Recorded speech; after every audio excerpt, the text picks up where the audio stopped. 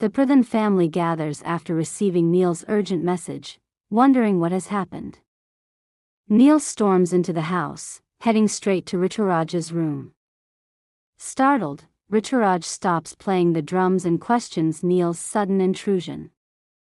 Neil hugs him tightly, reminiscing about how Rituraj used to barge into his and Teju's room the same way.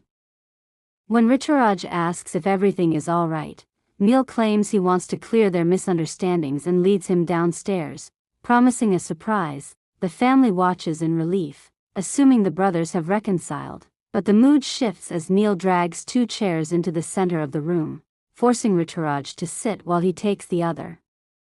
His tone turns icy as he questions Rituraj's betrayal. Rituraj denies wrongdoing, but Neil reminds him of their bond and the secrets they once shared. Neil snaps, accusing Rituraj of destroying Teju's reputation. The family tries to intervene, but Neil refuses to back down, demanding answers about Amaravati. Rituraj claims it was for a concert, but when pressed about meeting Teju, he lies, saying Teju begged him to accept her after Neil abandoned her.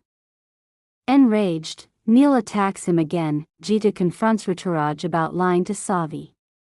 Rituraj defends himself, claiming he was protecting the family's honor. Neil plays a damning audio recording from Teju's phone, exposing Rituraj admitting he framed Nandini, manipulated situations, and threatened Teju. Nandini breaks down in guilt. Rituraj calls the recording fake, but Neil attacks him again. Fed up, Rituraj finally confesses but shifts some blame onto Neil, accusing him of always being the favored son. Savi watches in shock as years of resentment pour out. Jita lunges at Rituraj, but Neil stops him, admitting his own fault for doubting Teju.